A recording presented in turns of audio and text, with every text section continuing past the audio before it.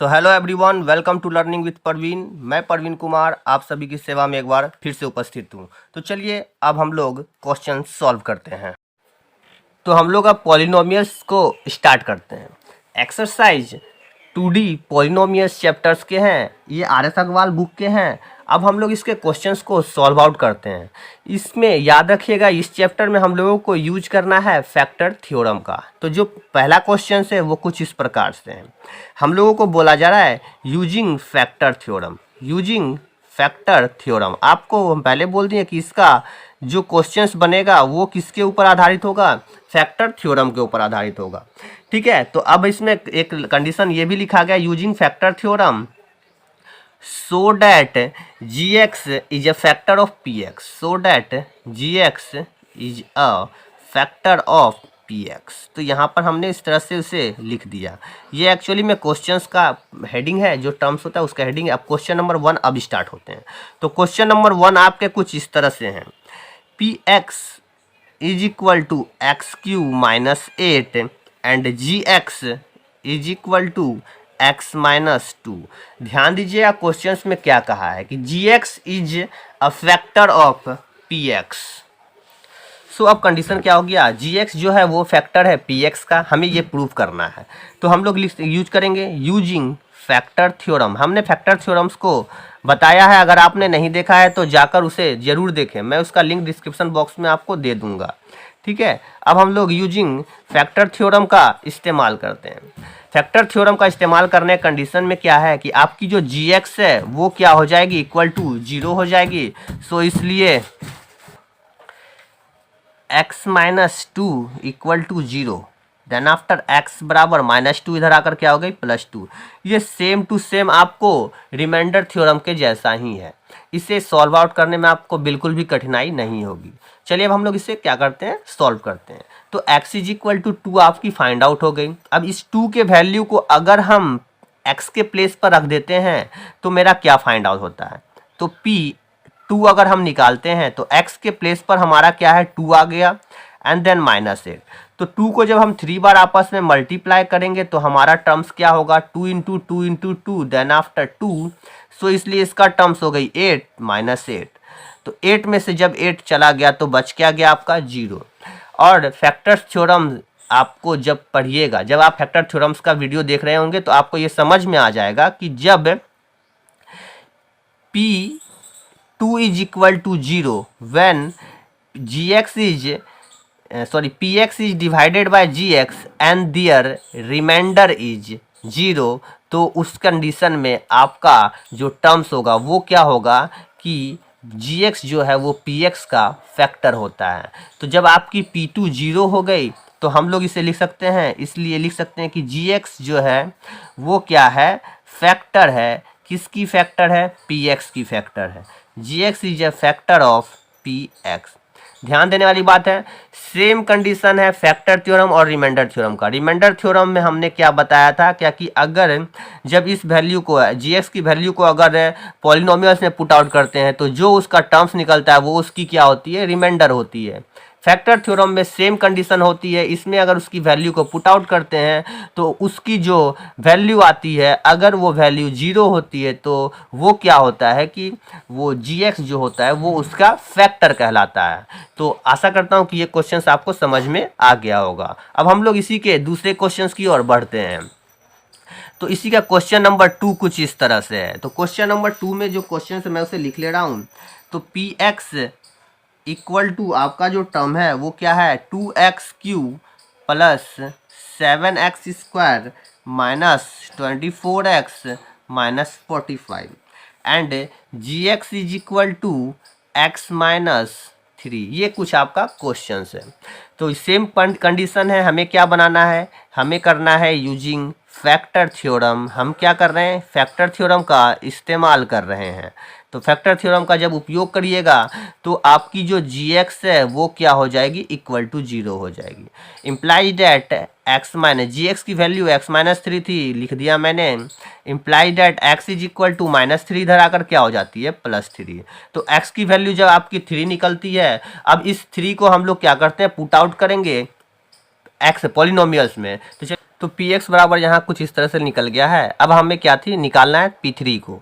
तो P three then ये place क्या, एक्स के सारे प्लेस पर क्या हो गया, आपको थ्री देखने को मिलेगा। तो क्या हो गया, 2 इंटू थ्री पे पावर 3 प्लस 7 इंटू थ्री पे power 2 minus 24 into three minus 45। ये कुछ इस तरह से आपको मिल गया। तो 2 इंटू थ्री को जब 3 बार मल्टीप्लाई करेंगे तो वो कुछ इस तरह से आपको मिलेंगे। 3 3 जा 9 3 जा 27 प्लस 7 इंटू थ्री को जब 2 बार मल्टीप्लाई करेंगे 3 3 जा 9, 24 3 जा 72 माइनस 45। तो 27 टू जा आपकी कुछ 54 निकल गई, 7 9 जा आपकी 63 निकल गई, माइनस 72 माइनस 45। अब इसे हम लोग प्लस वाले को ऐड करते हैं, 4 3 7 6 5 11 माइनस वाले को ऐड करते हैं, 5 2 7 एंड 7 4 11। दोनों आपका सेम टू सेम कंडीशन आ गया, ये दोनों क्या हो गए, घट गए, इक्वल टू आपकी जीरो निकल गई। जब ये आपकी जीरो निकल गई तो हम लोग इस तरह से लिख सकते हैं कि P3 जो है वो किसके बराबर है, P3 आपकी जीरो के बराबर है। तो देन आपका जो टर्म्स होगा Gx जो है वो क्या हो जाएगा, Gx is a factor of Px, Gx is a factor of Px। तो चलिए अब हम लोग इसके नेक्स्ट क्वेश्चंस की ओर बढ़ते हैं। तो Px की वैल्यू कुछ इस तरह से और Gx की वैल्यू कुछ इस तरह से, मैंने क्वेश्चंस को लिख लिया है। अब हम लोग इसे क्या करते हैं, सॉल्व करते हैं।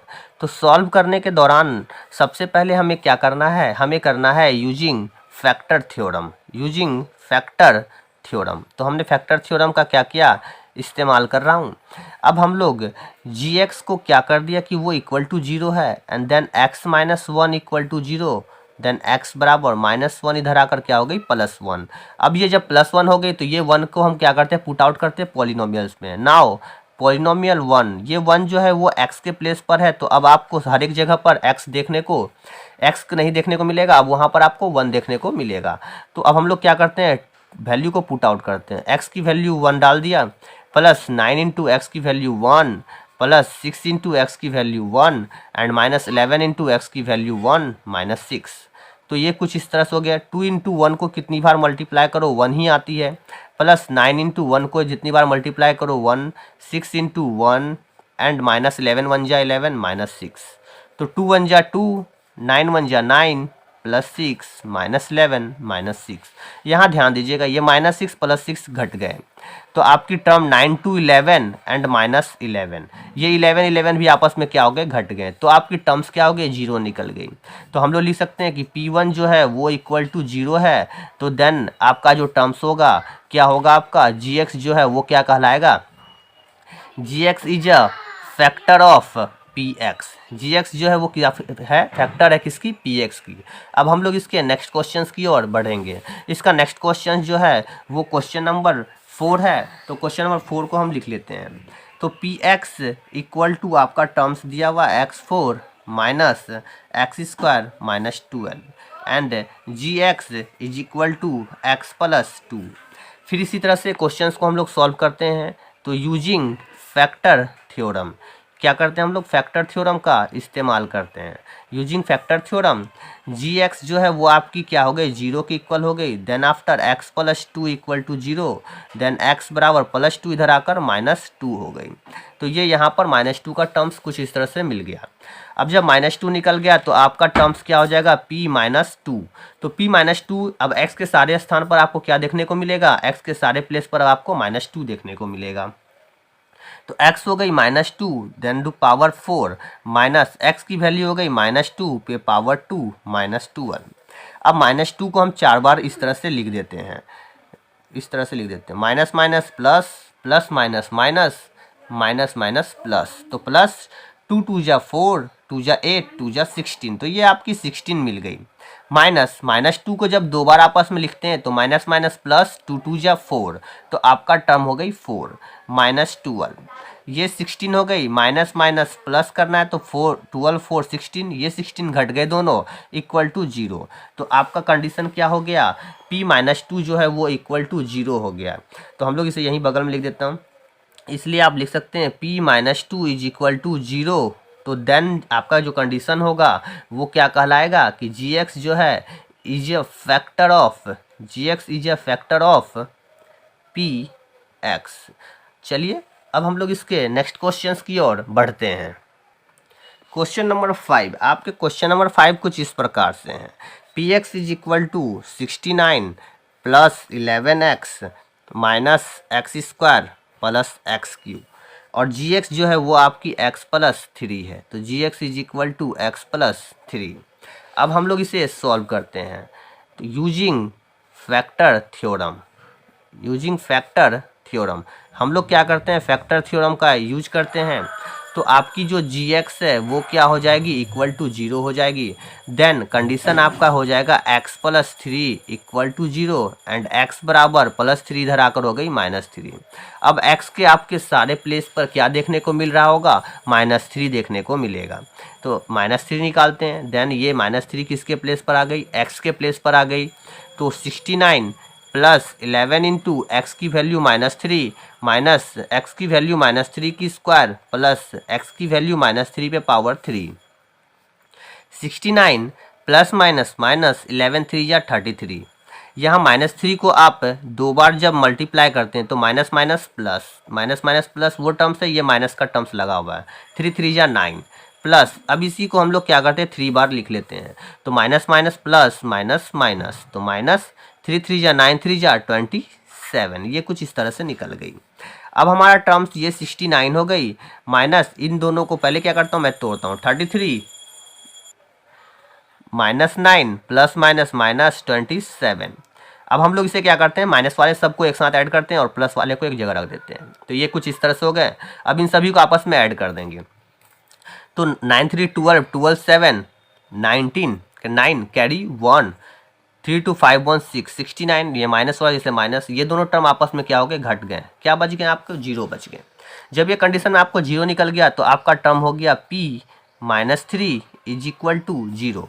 तो आपका टर्म्स क्या हो जाएगा, देन आप लिख सकते हैं कि जी एक्स जो है वो क्या है, g x is a factor of p x, g x is a factor of p x. अब हम लोग नेक्स्ट क्वेश्चंस की ओर बढ़ते हैं, तो इसका जो छठा क्वेश्चंस है वो क्या है उसे हम यहाँ पर लिख लेते हैं। तो 6 नंबर की जो क्वेश्चंस है वो आपका पी एक्स का टर्म है, p x is equal to, आपका जो क्वेश्चन है वो हमें लिख लेता हूँ 2x³ plus 9x square minus 11x minus 30 and g x is equal to x plus 5। तो जी एक्स की वैल्यू हम यहाँ पे x प्लस 5 लिख देते हैं। अब हम लोग फिर से इसको सॉल्व करेंगे, ये आपका 2 है, ध्यान दीजिएगा। यूजिंग फैक्टर थ्योरम, तो यूजिंग फैक्टर थ्योरम का इस्तेमाल करना है और हम लोग इसे क्या करेंगे, सॉल्व आउट करेंगे। Using factor theorem g x is equal to क्या हो गई आपको 0, तो आपका टर्म हो गया x plus 5 equal to 0, then x is equal to plus 5 इधर आकर क्या हो गई, -5 हो गई। जब ये x की वैल्यू -5 हो गई तो अब हम लोग p -5 को फाइंड आउट करते हैं। तो ये -5 किसके प्लेस पर हो गई, -5 x के प्लेस पर हो गई है। तो हम लोग क्या करेंगे, अब हम लोग देखेंगे x के सारे प्लेस पर -5 को, तो -5 को रख देते हैं। 9 इंटू -5 पे पावर 2 -11 इंटू -5 -30।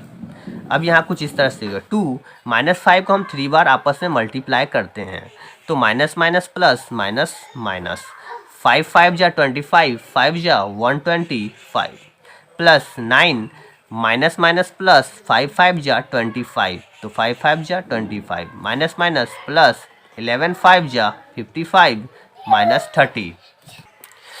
अब हम लोग इसे मल्टीप्लाई करेंगे, तो 2 से मैं इसे जब मल्टीप्लाई करता हूँ तो ये 250 प्लस 25 9 जा 225 प्लस 55 -30। अब माइनस वाले को पहले ऐड कर लेते हैं, तो 250 में 30 ऐड हुई तो क्या हो गई 280। अब यहाँ प्लस ये दोनों को 5 5 10 5 2 7 1 8 एंड 2 280 कट आउट होकर क्या निकल गई आपकी 0 निकल गई।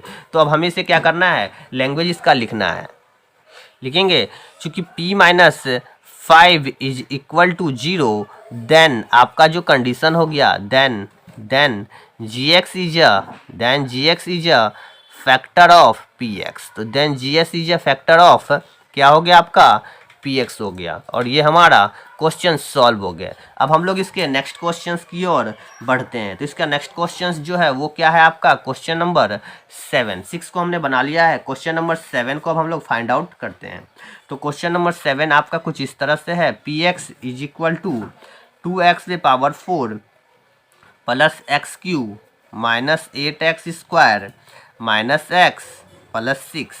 उसके बाद gx का जो टर्म है वो है आपकी 2x - 3। ये क्वेश्चन इस तरह से है। इसे भी उसी तरीके से बनाना है। हमें क्या लिखना है आपका यूजिंग फैक्टर थ्योरम।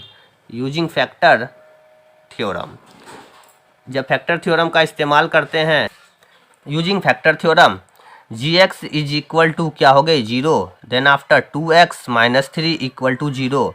तो आपका इम्प्लाइज है 2x इज इक्वल टू -3 इधर आकर हो गई +3 एंड देन x बराबर 3/2। अब हम लोग को क्या देखना है, अब हमें x के सभी प्लेस पर क्या देखने को मिलेगा 3/2 का टर्म्स देखने को मिलेगा। तो p 3/2 ये किसके प्लेस पर आ गई, ये हो गई आपके x के प्लेस पर।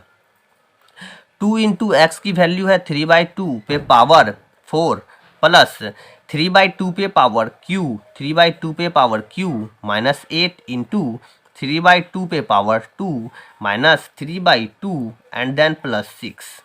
ये कुछ इस तरह से हो गए। 2 इंटू 3/2 को हमें 4 बार मल्टीप्लाई करना है। तो यहाँ मैं लिख कर दिखा देता हूँ 3/2 एंड 3/2 ये कंडीशन है। 3 3 जा 9, 9 3 जा 27, 27 3 जा 81, 2 2 जा 4, 2 जा 8, 2 जा 16, तो 81/16। अब आ गई प्लस 3 को 3 बार मल्टीप्लाई करेंगे। 3 3 जा 9, 3 जा 27, देन 2 2 जा 4, 2 जा 8 माइनस 8 इंटू 3 को 2 बार, 3 3 जा 9, 2 2 जा 4 माइनस 3/2 प्लस 6। अब ध्यान देते चलना है क्वेश्चंस को। अब यहीं पे थोड़ा सा कंफ्यूजन हो सकता है बच्चे को। 2 से ये कट आउट हो गई 8 बार में, 4 से ये कट आउट हो गई 2 बार में। अब जैसे जैसे कंडीशन है उससे मैं लिख लेता हूँ। यहाँ बच गई 81/8 प्लस 27/8 माइनस 9 2 जा 18 बाई कुछ नहीं है तो 1 लिख दिया माइनस 3/2 प्लस 6। ये आपका कुछ इस तरह से देख कर मिल गया आपको। अब हम लोग क्या करते हैं सभी का एलसीएम ले लिए। जब सभी का एलसीएम लिए तो आपका टर्म्स में 8 निकलेगा। आप एलसीएम निकाल सकते हैं।